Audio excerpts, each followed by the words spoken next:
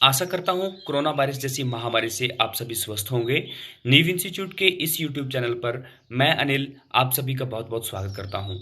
आज के इस लेक्चर में हम करंट अफेयर के पार्ट को डिस्कस करेंगे और डेली क्लासेस शेड्यूल के अकॉर्डिंग भी हमारा जो आज का लेक्चर है वो करंट अफेयर का है। तो एक बार डेली क्लासेस शेड्यूल को जरूर देखेंगे। तो ये हमारा क्लासेस शेड्यूल है। अगर मैं आज के डे की बात करूं वो है थर्सडे, और थर्सडे का जो हमारी क्लास है वो है करंट अफेयर की। तो अभी हमारा काम बनता है कि जो आपके पास करंट अफेयर का लेक्चर्स है उसको बढ़िया तरीके से देखें। तो आज के इस करंट अफेयर के पार्ट में हम मार्च मंथ के सेकंड पार्ट को डिस्कस करेंगे। इससे पहले मार्च मंथ का फर्स्ट पार्ट भी हम डिस्कस कर चुके हैं और जनवरी फरवरी मंथ के पूरे जो आपके पास करंट अफेयर थे उनको पढ़ चुके हैं। जो भी स्टूडेंट इस वीडियो को पहली बार देख रहे हैं उनके लिए एक ही मैसेज है कि एक बार प्लेलिस्ट में जाके उन वीडियोस को भी एक बार जरूर देखें, क्योंकि करंट अफेयर की जो वेटेज रहती है वो आप सबको पता ही है। तो आज का जो पहला प्रश्न है वो आप सभी के सामने है। यहाँ पे बोला जा रहा है, हाल ही में किस केंद्र शासित प्रदेश में स्टूडेंट हेल्थ कार्ड योजना शुरू की गई है। मतलब एक यूनियन टेरिटरी स्टेट है जिसने अभी अभी स्टूडेंट हेल्थ कार्ड योजना स्टार्ट की है, वो कौन सा है। तो इसका जो बिल्कुल राइट आंसर है वो आपके पास है जम्मू और कश्मीर। जम्मू और कश्मीर ने स्टूडेंट हेल्थ कार्ड योजना स्टार्ट करी है। इसके तहत होगा क्या, जो गरीब परिवारों से बच्चे पढ़ने के लिए आते हैं या जो जरूरतमंद विद्यार्थी हैं उनको न्यूट्रिशंस प्रोवाइड करना ही इनका लक्ष्य है। इसके तहत क्या होगा, जो एक मिड डे जो मील स्कीम है उसी को यहाँ पे स्टार्ट किया जाएगा। तो ये इंपॉर्टेंट है। नेक्स्ट इस क्वेश्चन के अकॉर्डिंग अगर हम देखें तो आप सबको पता होना चाहिए, जम्मू कश्मीर जो एक राज्य था पहले, अब वो दो भागों में बन चुका है और उसको अब राज्यों के नाम से नहीं जाना जाता है, प्लस उसको केंद्र शासित प्रदेश बना दिया गया है। तो जम्मू कश्मीर को अलग करके दो केंद्र शासित प्रदेश बनाए गए, एक लद्दाख केंद्र शासित प्रदेश, एक जम्मू कश्मीर का केंद्र शासित प्रदेश। और जितने भी केंद्र शासित प्रदेश होते हैं वहां के जो हेड होते हैं वो उपराज्यपाल होते हैं। जैसे हम राज्यों की बात करें, वहां पे जो हेड होते हैं राज्यपाल या गवर्नर होते हैं, पर यहाँ पे जो हेड होते हैं उनको बोल जाता है लेफ्टिनेंट गवर्नर या फिर उपराज्यपाल। तो आपको ये पता होना चाहिए जम्मू कश्मीर के जो उपराज्यपाल हैं उनका नाम क्या है, आर के माथुर, या फिर हम इसके सॉरी यहाँ पे आर के माथुर नहीं है, आर के माथुर लद्दाख के हैं। जम्मू कश्मीर के हैं गिरीश चंद्र मुर्मू। कौन है? गिरीश चंद्र मुर्मू। और लद्दाख के आपके पास उपराज्यपाल कौन है? आर के माथुर। प्रश्न नंबर 2 था, पिछली शताब्दी की दुनिया की 100 शक्तिशाली महिलाओं में टाइम पत्रिका ने किस भारतीय को नामित किया है। देखो, एक आपके पास मैगजीन रख लो, टाइम पत्रिका या टाइम मैगजीन रख लो। उसने क्या किया है, अभी अभी जो लास्ट सेंचुरी थी, लास्ट सेंचुरी का मतलब कि 20 सेंचुरी, अभी आपके पास कौन सी है, 21वीं शताब्दी चल रही है। 21वीं शताब्दी से पहले कौन सी थी? 20वीं शताब्दी। 20वीं शताब्दी की 100 महिलाओं को एक लिस्ट में शामिल किया गया है और ये बहुत बड़ी बात है। तो बोला गया इसमें इंडियंस वीमेंस भी हैं। तो उन्हीं इंडियंस वीमेंस का यहाँ पे आपसे नाम पूछा जा रहा है कि वो दो महिलाएं कौन सी हैं। तो इनका जो बिल्कुल सही आंसर है वो बोथ ए एंड सी लिख लेना यहाँ पे। एक इंदिरा गांधी और एक आपके पास है अमृता कौर। बोला गया, अगर मैं इंदिरा गांधी की बात करूं, सन 1976 के आसपास इनका जो समय था, और अमृता कौर की बात करी जाए तो 1947 में इनका समय था। और इनका जो पॉलिटिकल फील्ड में जो एक योगदान रहता है और किस बहादुरी के साथ इन्होंने काम किया था, उन्हीं को देखते हुए इन्हें बोला गया विमेन ऑफ द ईयर करार किया गया है टाइम पत्रिका के अनुसार। तो ये जो आपके पास क्वेश्चंस है मोस्ट इंपॉर्टेंट है। बी एंड सी ऑप्शन बिल्कुल राइट था, इंदिरा गांधी और अमृता कौर। अमृता कौर के बारे में आपको एक और चीज जाननी है कि यह देश की पहली महिला स्वास्थ्य मंत्री बनी थी। तो ये चीज इंपॉर्टेंट है सबके लिए। नेक्स्ट, चौथा, ग्लोबल आयुर्वेदा फेस्टिवल किस राज्य में आयोजित किया गया। मतलब एक fourth global Ayurveda festival, Ayurveda जो एक हमारा क्षेत्र है उसी के संदर्भ में अभी अभी बोला गया एक सम्मेलन हुआ, मतलब एक फेस्टिवल आयोजित किया गया। तो उसी के बारे में पूछा जा रहा है ये कहाँ पे हुआ होगा। तो इसका जो बिल्कुल सही आंसर है वो है केरल, और केरल का जो आपके पास शहर है नाम है कोची। ऑप्शन नंबर सी बिल्कुल राइट है इसका। नेक्स्ट, क्वेश्चन नंबर 4 की बात करी जाए, किस योजना का सफल नेतृत्व करने वालों पर हाल ही में एक पुस्तक chronicles of the chain championship जारी की है। क्या बोला गया, एक योजना है उसका नेतृत्व, मतलब उसका सफल नेतृत्व करने वालों पर अभी अभी एक बुक लिखी गई है, नाम है chronicles of the chain championship. तो ये कौन सी योजना होगी? ये आपके पास योजना है ऑप्शन नंबर बी वाली, बेटी बचाओ बेटी पढ़ाओ योजना। इसके तहत क्या हुआ, बोला गया बाल विकास मंत्री नाम था स्मृति ईरानी, उन्होंने नई दिल्ली में बेटी बचाओ बेटी पढ़ाओ योजना का सफल नेतृत्व करने वालों पर Chronicle of change championship book को जारी किया है। तो ये चीज बिल्कुल इंपॉर्टेंट है। क्या नाम था? बेटी बचाओ बेटी पढ़ाओ योजना, और किसके द्वारा इसका एक विमोचन किया गया? नाम था स्मृति ईरानी। और उनके पास मंत्रालय कौन सा है ये भी पता होना चाहिए, बाल विकास मंत्रालय। नेक्स्ट, कौन सा भारतीय शहर 2023 में इंटरनेशनल ओलंपिक कमेटी सत्र की मेजबानी करेगा? मतलब एक, आपको पता है आईओसी की बात करी जाती है, अंतर्राष्ट्रीय जो एक ओलंपिक समिति है उसका जो सेशन है उसकी मेजबानी करेगा। तो ये जो आपके पास बिल्कुल राइट आंसर है वो है मुंबई, ऑप्शन नंबर सी। 2023 में इंटरनेशनल ओलंपिक कमेटी का जो सेशन होगा वो कहाँ पे होगा? मुंबई। ये डायरेक्ट आपके पास वन लाइनर क्वेश्चन, इसको ऐसे याद रखना है। नेक्स्ट था, केंद्रीय मंत्रिमंडल ने सार्वजनिक क्षेत्रों के 10 बैंकों का विलय करके 4 नए बैंक बनाने के प्रस्ताव को मंजूरी दे दी है। यह विलय कब से प्रभावी होगा? मतलब बैंकों को मर्ज करने के लिए अभी अभी बोला जा रहा है कि जो हमारी केंद्रीय सरकार है उसने मंजूरी दे दी है। तो बोला गया वो कब से प्रभावी या कब से स्टार्ट होगा? तो इसका जो बिल्कुल राइट आंसर है वो है 1 अप्रैल 2020। 1 अप्रैल 2020। पर अभी आप सबको पता ही है कि लगभग फरवरी के लास्ट से कोरोना वायरस जो है वो इंडिया में ज़्यादा प्रभावी हो चुका है। तो जितने भी आपके पास मीटिंग्स थी, जितने भी आपके पास समिट्स थे, उनमें जो अदल बदल देखने को मिली है ना। तो ये चीज़ें आपके लिए इंपॉर्टेंट है। नेक्स्ट, हाल ही में संयुक्त राष्ट्र के किस पूर्व महासचिव का निधन हो गया है? पहले तो ये देख लो, ये यूएन संयुक्त राष्ट्र होता है क्या? ये संयुक्त राष्ट्र को बोल जाता है यूएन, यूनाइटेड नेशन, एक ऑर्गेनाइजेशन जिसकी स्थापना 24 अक्टूबर 1945 में की गई थी। और जो यूनाइटेड नेशन है उसका जो हेडक्वार्टर है वो न्यूयॉर्क में है। बहुत बार ये क्वेश्चन पूछा जाता है। तो अभी अभी एक पूर्व सेक्रेटरी की मृत्यु हुई है, उनका नाम क्या है? इनका जो नाम है वो है जेबियर प्रेज डी क्यूलर। क्या नाम है? जेबियर प्रेज डी क्यूलर। तो ये बिल्कुल राइट आंसर है। नेक्स्ट, बोला जाता है कि ये 100 बरस के थे। नेक्स्ट क्वेश्चन था, मेघालय के मुख्यमंत्री कोनार्ड के संगम ने किस पूर्व मुख्यमंत्री के नाम पर एकीकृत खेल परिसर की आधारशिला रखी है? मतलब क्या बात हो रही है? यहाँ पे मेघालय राज्य की बात हुई और यहाँ के जो आपके पास मुख्यमंत्री है नाम है कोनार्ड के संगम। तो बोला जाता है अभी अभी इन्होंने ना एक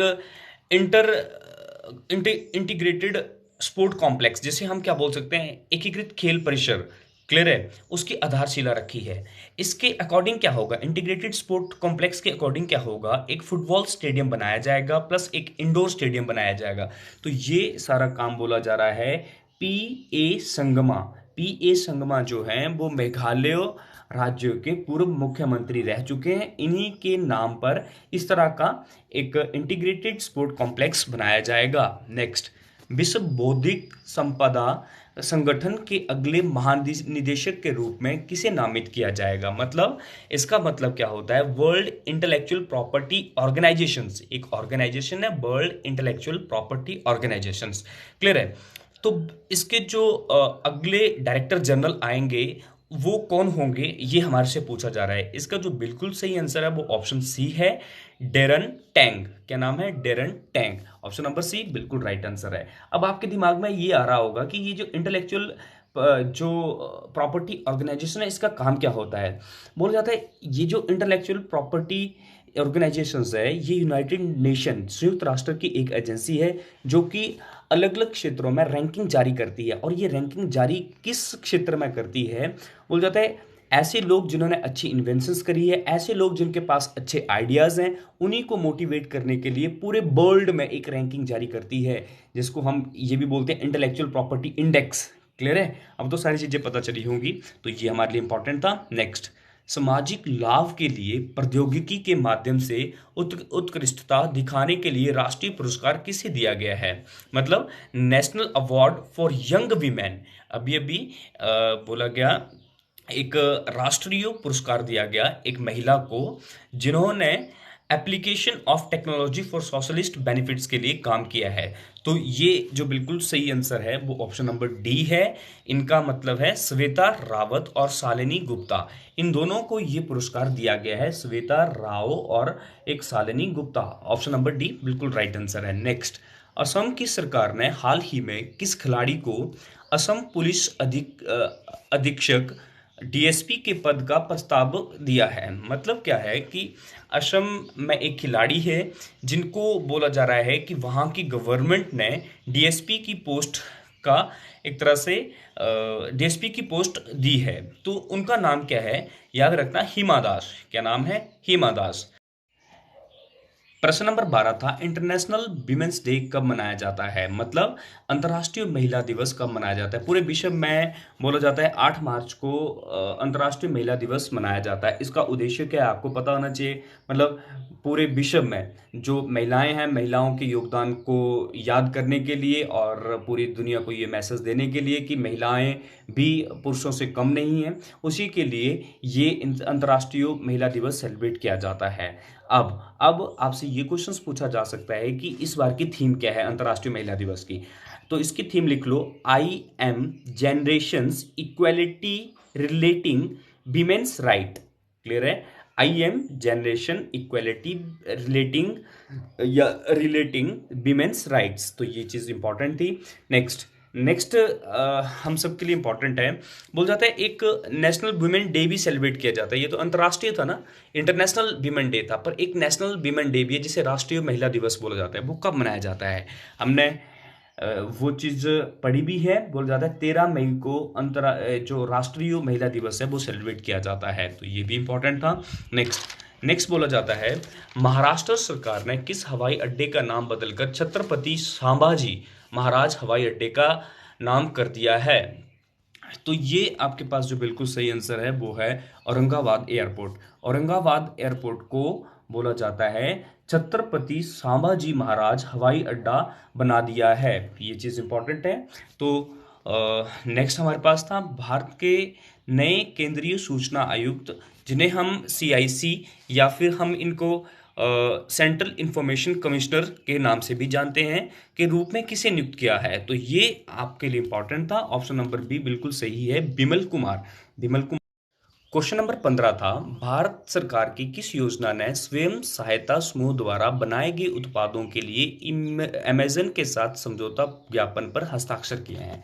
मतलब क्या है कि जो उत्पाद हैं, उत्पादों का ई मार्केट करने के लिए अभी अभी अमेजन के साथ समझौता करा है, पर वो कौन सी योजना है? वो ऑप्शन नंबर बी के अकॉर्डिंग हमारी योजना है, वो है दीनदयाल अंत्योदय योजना, राष्ट्रीय शहरी आजीविका मिशन। क्या बोला गया? दीनदयाल अंत्योदय योजना राष्ट्रीय शहरी आजीविका मिशन के तहत ये काम किया गया है, अमेजन के साथ हस्ताक्षर किए गए हैं। तो ये भी इंपॉर्टेंट था। नेक्स्ट क्वेश्चन नंबर 16 था, भारत सरकार ने निम्न में से किसे हाल ही में अधिकृत लैंड इमिग्रेशन चेक पोस्ट के रूप में नामित किया गया है? पहले तो ये देख लो, ये इमिग्रेशन चेक पोस्ट क्या होती है। इमिग्रेशन चेक पोस्ट का मतलब होता है कि जो भारत में प्रवेश कर रहे हैं, जो लोग भारत में प्रवेश कर रहे हैं या भारत से बाहर जा रहे हैं, उनको चेक करने के लिए एक चेक पोस्ट बनाई है। तो याद रखना, ये आपके पास जो दो क्षेत्र है, एक है आपके पास अगरतला और नंबर 2 पे आपके पास है गोजाडांग। ये पश्चिम बंगाल का एक क्षेत्र है। तो मतलब पश्चिम बंगाल और त्रिपुरा में आपके पास लैंड इमिग्रेशन चेक पोस्ट बनाई गई है। नेक्स्ट आपके पास था, प्रज्ञान सम्मेलन 2020 का आयोजन किस शहर में किया जाएगा? देखो, एक आपके पास अभी अभी जो एक मून मिशन था, ये चंद्रमा मिशन था, उसमें जो हमारा रॉकेट भेजा गया था, उसमें भी प्रज्ञान और रोवर की बात करी जाती। तो मतलब उसी से संबंधित आपके पास एक प्रज्ञान सम्मेलन है। प्रज्ञान सम्मेलन में क्या हुआ? बोला गया कि जो अभी इस युग के जो युद्ध हैं उनके ऊपर विचार विमर्श करने के लिए, क्लियर है, मतलब अभी प्रेजेंट टाइम में जो आपके पास वॉर होती हैं उनके ऊपर ही बातचीत करने के लिए कि इनको कैसे कम किया जाए या दुनिया को इसके बारे में पूरी जानकारी हो कि इससे कोई बेनिफिट नहीं है, क्लियर है। तो उसी के ऊपर बातचीत करने के लिए अभी अभी सम्मेलन हुआ, नाम था प्रज्ञान सम्मेलन। तो ये कहाँ पे हुआ है? न्यू दिल्ली में। प्रश्न नंबर 18 है, freedom in the world 2020 report में किस देश ने मुक्त लोकतांत्रिक देश के रूप में शीर्ष स्थान प्राप्त किया है? सबसे पहले तो आप ये चीज़ ध्यान रखो, फ्रीडम इन द वर्ल्ड एक आपके पास संस्था मान लो, वो एक रिपोर्ट निकालती है और उस रिपोर्ट का एक एजेंडा होता है कि पूरे वर्ल्ड में उसने चेक करना है कि ऐसा कौन सा देश है जहाँ पे सबसे ज़्यादा डेमोक्रेसी देखने को मिलती है। क्लियर है? तो यहाँ पे ये भी याद रखना, मुक्त लोकतांत्रिक देश का मतलब होता है फ्री डेमोक्रेटिक कंट्रीज। तो इसमें जो सबसे नंबर 1 पे रैंक आया है वो है फिनलैंड का। याद रखना, जो फ्रीडम इन द वर्ल्ड एक संस्था है वो क्या करती है, बोला एक रिपोर्ट बनाती है, पर किस बेसिस पे? सबसे पहले वो चेक करेगी वहाँ उस देश के लोकतांत्रिक मूल्यों को, कि मतलब यहाँ पे डेमोक्रेसी किस हद तक है, प्लस वहाँ के लोगों को कितनी स्वतंत्रता दी गई है, उनको जीवन के जीने के अधिकार क्या क्या दिए गए हैं। तो उसी बेसिस पे वो एक रैंकिंग निकालती है। फिनलैंड उसमें नंबर 1 पे आ रहा है। भारत की जो रैंकिंग है वो सबसे खराब निकल रही है, वो क्या है 83। क्लियर है? तो ये चीज़ इंपॉर्टेंट थी। नेक्स्ट, नासा के मार्स 2020 रोवर का नया आधिकारिक नाम क्या है? इसका जो बिल्कुल राइट आंसर है वो है परसिवियरेंस। बी ऑप्शन बिल्कुल राइट है, परसिवियरेंस। नासा का एक आपके पास रोवर मार्स 2020 का नया आधिकारिक नाम क्या है? परसिवियरेंस। ये जो रोवर है ना, रोवर आपने पहले भी सुना होगा इसके बारे में। जब हमारा एक मून मिशन था या चंद्रयान जो मिशन चल रहा था, उसमें जो रॉकेट छोड़ा गया था उसमें भी आपके पास एक प्रज्ञान और रोवर की बात करी जा रही होगी, तो उसी से संबंधित आपके पास एक और नाम आ गया है रोवर। अधिकारी नाम क्या था? प्रिज, क्या नाम था? परसिवियरेंस। नेक्स्ट था के अनवजगन, जिनका हाल ही में निधन हो गया है, वो किस पार्टी के महासचिव थे? तो इसका जो बिल्कुल सही आंसर है वो है डीएमके। और डीएमके का मतलब क्या होता है? ये फुल फॉर्म होती है द्रविड़ मुनेत्रा कड़गम। क्या नाम है? द्रविड़ मुनेत्रा कड़गम। बी ऑप्शन बिल्कुल राइट आंसर। प्रश्न नंबर 21 था, किस देश को हिंद महासागर आयोग में एक प्रवरक के रूप में शामिल किया गया है? ये जो आपके पास शब्द है इसका मतलब होता है ऑब्जर्वर। क्या बोल जाता है? ऑब्जर्वर। मतलब किस देश ने हाल ही में हिंद महासागर, जो आपके पास एक इंडियन ओशन कमीशन है, उसको ऑब्जर्वर के रूप में नियुक्त किया है? तो ये जो बिल्कुल सही आंसर है वो है भारत। नेक्स्ट आपके पास क्वेश्चन था, प्रश्न नंबर 22 था, बोला गया एडवेंचर ऑफ द डेयरविल डेमोक्रेट पुस्तक जिसे हाल ही में जारी किया गया है, यह किसके जीवन पे आधारित है? मतलब अभी अभी एक पुस्तक जारी की गई है या उसका अभी अभी एक तरह से विमोचन किया गया है, तो बोला जाता है ये किसके जीवन पे आधारित एक पुस्तक है? याद रखना, बिजू पटनायक। बोला गया उड़ीसा के मुख्यमंत्री नवीन पटनायक के पिता के जीवन के ऊपर आपके पास एक पुस्तक लिखी गई है, नाम था एडवेंचर ऑफ द डेयरविल डेमोक्रेट। तो ये चीज़ इंपॉर्टेंट थी। नेक्स्ट, हाल ही में रणजी ट्रॉफी के किस शीर्ष स्थान स्कोरर ने क्रिकेट के सभी प्रारूपों से संन्यास की घोषणा की है? मतलब एक आपके पास रणजी प्लेयर हैं, उन्होंने संन्यास लेने की घोषणा करी है, तो उनका नाम क्या है? Option number C, Wasim Jaffer. क्या नाम है? बशीम जाफर। बशीम जाफर बोल जाता है एक बल्लेबाज के रूप में भारतीय जो टीम है, इंडियन क्रिकेट टीम है, उसमें इनका नाम आता है, तो इन्होंने अब संन्यास लेने की घोषणा कर दी है। नेक्स्ट हमारे पास इंपॉर्टेंट क्या है, किस राज्य में महिलाओं और वरिष्ठ नागरिकों के लिए मुफ्त बस सेवा की शुरू की गई है? मुफ्त बस सेवा का नाम है भ्रमण सारथी योजना। एक बस सेवा, बोला ये किस राज्य ने स्टार्ट की है? तो इसका जो बिल्कुल सही आंसर है, नाम है असम। असम राज्य ने महिलाओं प्लस वरिष्ठ नागरिकों के लिए फ्री बस सर्विसेज प्रदान की है, जो कि आपके पास भ्रमण सारथी योजना के तहत ये सर्विसेज दी जाएंगी। नेक्स्ट क्वेश्चन नंबर 25 था, जम्मू और कश्मीर और 4 पूर्वोत्तर राज्यों के लिए गठित किए गए परिसीमन आयोग का मुख्य कौन है? देखो ये क्वेश्चंस उसी को समझ आएगा जिन्होंने कल की जो आपके पास पॉलिटी की वीडियोस हैं वो देखी है। वहां पे हमने एक बात करी थी डिलिमिटेशंस कमीशंस की, है ना, जिसको हम बोलते हैं परिसीमन आयोग, जिसका काम क्या होता है कि जो आपके पास लोकसभा और विधानसभा के जो निर्वाचन क्षेत्र होते हैं उसका परिसीमन करना। मतलब कि जब आपके पास एक जनगणना होती है 10 साल बाद, उसके बाद एक आयोग बिठाया जाता है। उस आयोग का काम क्या होता है कि लोकसभा के जो क्षेत्रों में बदलाव होता है उसी को देखना किसका काम होता है? परिसीमन आयोग का। तो बोला गया इसके जो आपके पास जो मुख्य हैं, वो मुख्य जो बनाए गए हैं नाम है रंजना प्रकाश गोसाई। क्या नाम है? रंजना प्रकाश गोसाई। तो ये चीज़ इंपॉर्टेंट थी। अब आपको ये भी पता होना चाहिए, जो रंजना प्रकाश गोसाई हैं ये सुप्रीम कोर्ट के पहले मतलब पूर्व जस्टिस या पूर्व न्यायाधीश भी रह चुके हैं, तो ये भी इंपॉर्टेंट था। नेक्स्ट, खेलो इंडिया महिला हॉकी लीग अंडर 21 का पहला संस्करण किस शहर में आयोजित किया जाएगा? तो ये चीज़ इंपॉर्टेंट है। इसका जो बिल्कुल राइट आंसर है, उपरोक्त सभी न्यू दिल्ली में भी होगा, बेंगलुरु में भी होगा और भुवनेश्वर में भी होगा। नेक्स्ट क्वेश्चन, किस बांग्लादेश आधारित संगठन ने लगातार 5वें साल दुनिया की शीर्ष एजेंसियों के रूप में अपना स्थान बरकरार रखा है? ये इंपॉर्टेंट है। इसका बिल्कुल राइट आंसर है वो है ब्राक, BRAC।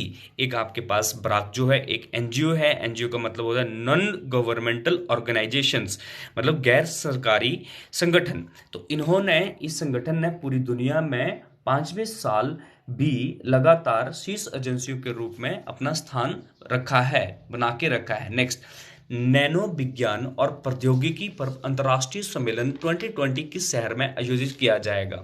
इसका मतलब क्या हुआ? Nano science and technology. Clear है?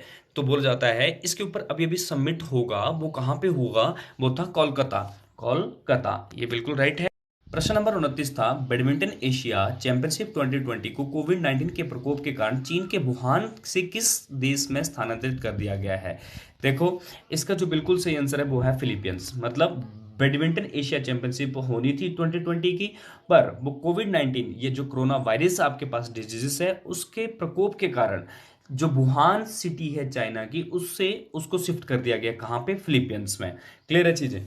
तो अब कोरोना वायरस से तो आज की डेट में हर कोई परिचित होगा। पूरे विश्व में जो कहर मचा के रखा है वो कोरोना वायरस ने है, जिसकी वजह से आज हम अंदर रह रहे हैं। हमारी जो भी काम काज है उसको हम पूरा नहीं कर सकते हैं। हर कोई जॉब छोड़ के हर हम अपने काम काज को बंद करके यहाँ पे बैठे हुए हैं घर में, तो ये कोरोना वायरस ही है। तो बोला जा रहा है कोरोना वायरस के कारण बहुत सारे जो हमारे शेड्यूल्स हैं उसमें बदलाव किया गया है। तो एक और बदलाव आपके सामने है, तो ये चीज़ इंपॉर्टेंट थी। नेक्स्ट, कौन सी भारतीय महिला क्रिकेटर पेप्सिको की ब्रांड एम्बेसडर बनी है? पेप्सिको। तो ये जो बिल्कुल सही आंसर है वो आपने याद रखना है, शेफाली वर्मा। क्या नाम है? शेफाली वर्मा। शेफाली वर्मा भारतीय क्रिकेट टीम में एक बल्लेबाज के रूप में जानी जाती हैं। तो इन्हें बोला जाता है कि पेप्सिको की ब्रांड एम्बेसडर बनाया गया है। क्या बोला जाता है? पेप्सिको की ब्रांड एम्बेसडर। प्रश्न नंबर 31 था, भारतीय तटरक्षक ने हाल ही में किस राज्य में अभ्यास सेरेक्स 2020 आयोजित किया है? मतलब इंडियन कोस्ट गार्ड की बात हो रही है, उनकी अभी अभी एक एक्सरसाइज हुई है, नाम था सेरेक्स 2020। तो इसका जो बिल्कुल राइट आंसर है वो है गोवा। क्या नाम है? गोवा। गोवा में इंडियन कोस्ट गार्ड की एक एक्सरसाइज हुई, नाम था सेरेक्स। बहुत बार इस तरह के क्वेश्चंस पेपर में पूछे जाते हैं। इसी क्वेश्चंस के अकॉर्डिंग आपको एक और क्वेश्चन इंपॉर्टेंट है, वो भी पता होना चाहिए। गोवा के मुख्यमंत्री कौन है? आप सबको क्लियर होना चाहिए, नाम है प्रमोद सावंत। क्या नाम है? प्रमोद सावंत। नेक्स्ट क्वेश्चन था, बोला गया महाराष्ट्र पुलिस किस शहर में राज्य रिजर्व पुलिस SRPF बल की महिला बटालियन का गठन करेगी? मतलब बोला गया महिला पुलिस एक स्टेट रिजर्व पुलिस फोर्स जो है, जिसको हम SRPF बोलते हैं, उसमें एक महिला बटालियन का गठन करेगी। अभी तक कोई ये जो फोर्सेस हैं इसमें महिला बटालियन नहीं थी SRPF में, पर अब होगी। पर वो कहाँ पे होगी, किस शहर में होगी? नाम है नागपुर। कहाँ पे होगी? नागपुर। और इस महिला बटालियन का काम क्या होगा? याद रखना, महिलाओं के खिलाफ जो हिंसा से जुड़े हुए मामले हैं उससे निपटने और बेहतर सुविधा प्रदान करने के लिए इस तरह की बटालियन काम करेगी। नेक्स्ट इंपॉर्टेंट है, किस पूर्व केंद्रीय कानून मंत्री और कर्नाटक के पूर्व राज्यपाल का हाल ही में निधन हो गया है? इसका बिल्कुल सही आंसर है Hansraj Bhardwaj. Option number B बिल्कुल राइट है, जो कि कांग्रेस के नेता थे और 83 वर्ष में इनकी मृत्यु हुई है। क्वेश्चन नंबर 34 था, भारतीय वायुसेना की किस महिला पायलट को नारी शक्ति पुरस्कार से सम्मानित किया गया है? अगर हम बात करें तो ये जो नारी शक्ति पुरस्कार है वो किस पायलट को यहाँ पे सम्मानित किया गया है? इनका जो आपके पास नाम है, याद रखना, ऑप्शन नंबर डी, इन सभी को नाम था एक अवनी चतुर्वेदी, भावना कंठ, मोहना सिंह। इन सभी को राष्ट्रपति ने अंतर्राष्ट्रीय महिला दिवस, जो आपको पता है 8 मार्च को मनाया जाता है, उसमें बोला गया राष्ट्रपति भवन में एक समारोह आयोजित किया गया। उसी में 2019 के लिए नारी शक्ति पुरस्कार को एक तरह से आवंटित किया गया। तो ये सारे नाम आपके पास अवंती चतुर्वेदी, भावना कंठ और मोहना सिंह इसमें आते हैं। ये भी इंपॉर्टेंट था। नेक्स्ट, पोषण अभियान की दूसरी वर्षगांठ मनाने के लिए पोषण पखवाड़ा कब से कब तक मनाया जाएगा? तो इसका जो बिल्कुल सही आंसर है वो है, बोला गया 8 मार्च से 22 मार्च। ऑप्शन नंबर ए बिल्कुल राइट। प्रश्न नंबर 36 था, नाडा से हाल ही में प्राची चौधरी को निलंबित किया गया है, वो किस खेल से संबंधित रखती हैं? देखो, नाडा के बारे में समझ लो, NADA की बात करी जा रही है, एक एजेंसी है, नेशनल एंटी डोपिंग एजेंसी इसकी फुल फॉर्म है। और इसका काम क्या है? खिलाड़ियों को चेक करना कि कहीं वो नशीले पदार्थों का सेवन तो नहीं कर रहे हैं, कोई नशा तो नहीं कर रहे हैं, वो क्लियर है। अगर कोई इस केस में पाया जाता है या इस टेस्ट में विफल पाया जाता है तो उसको वहाँ से सस्पेंड कर दिया जाता है। तो यहाँ पे वही आपके पास केस आया है। प्राची चौधरी एक आपके पास भारतीय खिलाड़ी हैं, वो किस खेल से संबंधित है? वो हैं एथलेटिक्स खेल से। ये चीज़ सही हो चुकी है। इनके ऊपर आरोप है कि बोला गया है जो बैन मेडिसिन थी, प्रतिबंधित दवाइयाँ थी, उन्हीं का सेवन इनके द्वारा किया गया है और इन्हें उसी की वजह से निलंबित किया गया है। नेक्स्ट क्वेश्चन था प्रश्न नंबर 37, हाल ही में किस राज्य में मिशन भागीरथ के तहत एक समर्पित निगरानी कक्ष खोला गया है? निगरानी कक्ष के बारे में समझ लो, मॉनिटरिंग सेल। मॉनिटरिंग सेल का मतलब होता है निगरानी करना, एक ऐसा सेंटर जहां से उस क्षेत्र की पूरी निगरानी की जाएगी। तो वो किया गया है तेलंगाना में। अब याद रखो, मिशन भागीरथ क्या है? ये पेयजल योजना है। ये जो स्वच्छ जल की बात करी जाती है उसी से संबंधित एक योजना है। क्लियर है? तो बोला जाता है, अब आपको ये भी पता होना चाहिए, भागीरथी एक नदी है जो कि गंगा की ट्रिब्यूटरी के रूप में जानी जाती है। तो अब आपको ये पता होना चाहिए कि भागीरथी निकलती कहाँ से है? वो उत्तराखंड से निकलती। कौन से ग्लेशियर से निकलती है वो नीचे कमेंट सेक्शन में लिख के दो, क्योंकि भागीरथी और अलकनंदा गंगा नदी को बनाते हैं जो कि भारत की सबसे लंबी नदी है। तो इसके बारे में आपको पता होना चाहिए और हम अपनी क्लासेस में पहले इस चीज़ को डिस्कस कर चुके हैं। नेक्स्ट प्रश्न नंबर 38 था, पुरुष वर्ग में Dhruv Batra player of the year award 2019 किसने जीता है? तो इसका जो बिल्कुल सही आंसर है, एक हॉकी के कप्तान है, नाम है Manpreet Singh. Option number B बिल्कुल राइट आंसर है, मनप्रीत सिंह के द्वारा ये Dhruv Batra player of the award जीता गया है। नेक्स्ट क्वेश्चन था, भारतीय रिजर्व बैंक ने हाल ही में किस बैंक को अस्थायी निलंबन के तहत रखा है? तो इसका जो बिल्कुल राइट आंसर है वो है यस बैंक। आप सभी को पता ही होना चाहिए कि यस बैंक जो है वो काफ़ी टाइम से न्यूज़ आइकन बना हुआ था कोरोना वायरस से पहले। तो ये चीज़ इंपॉर्टेंट है। आरबीआई की full form reserve bank of India, और जिसके जो गवर्नर है वो आपने नीचे कमेंट सेक्शन में लिख के देने हैं, प्लस इसकी स्थापना कब हुई है, प्लस इसका जो हेडक्वार्टर है वो कहाँ पे है। सारे क्वेश्चंस हम बहुत बार डिस्कस कर चुके हैं। नेक्स्ट प्रश्न नंबर 40 था, विश्व मैराथन चैलेंज पूरा करने वाले पहले भारतीय कौन बन गए हैं? बोला गया अभी वर्ल्ड मैराथन चैलेंज था, उसको पूरा जो किया है वो किस भारतीय ने किया है? याद रखना, आदित्य राज, जो कि गुड़गांव के हैं। कहाँ के? आदित्य राज, गुड़गांव के। ऑप्शन नंबर बी बिल्कुल राइट आंसर है। इस वर्ल्ड चैलेंज मैराथन में हुआ क्या, यहाँ पे ध्यान रखना, 7 दिन में 7 महाद्वीपों में 7 बार एक मैराथन दौड़ हुई और उसी में एक इस चैलेंज को जो पूरा किया है भारत की तरफ से वो नाम है आदित्य राज। तो ये सारे क्वेश्चंस हम सबके लिए इंपॉर्टेंट हैं और कोशिश करो बढ़िया से करंट अफेयर्स को तैयार करके रखो। तो आज के लिए काफ़ी है, मिलते हैं नेक्स्ट लेक्चर में। थैंक यू, धन्यवाद।